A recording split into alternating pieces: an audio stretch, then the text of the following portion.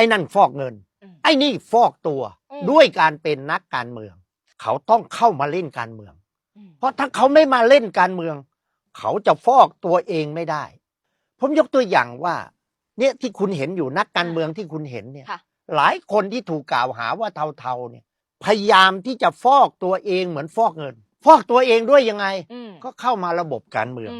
ที่เราพูดกันมาตลอดว่าเจ้าพ่อเจ้าแม่ต่างๆทั้งหมดเหล่านี้ก็ฟอกตัวเองโดยหวังว่าพอตัวเองเป็นเจ้าพ่อเจ้าแม่ที่มาจากเทาแล้วดันมาปกครองข้าราชการอีกอย่างนั้นเรียกว่าไอ้นั่นฟอกเงินไอ้นี่ฟอกตัวด้วยการเป็นนักการเมืองคนอื่นจะมองยังไงไม่รู้ผมมองว่าคนที่มาจากระบบแบบมาด้วยธุรกิจแบบนี้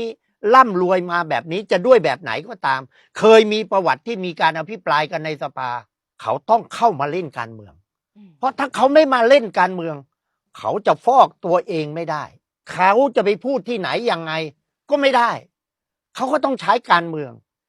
อย่างที่ผมบอกว่าแต่นักการเมืองในลักษณะอย่างนี้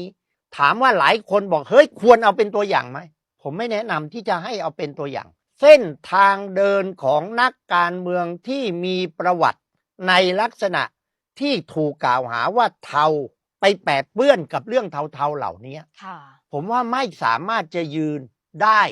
ในระยะยาวคุณผู้ชมคิดเห็นยังไงกับคลิปวิดีโอนี้นะคะคอมเมนต์ข้างล่างได้เลยค่ะและอย่าลืมติดตามรายการเต็มตรงไปตรงมาทางช่อง YouTube ของ Voice TV ค่ะ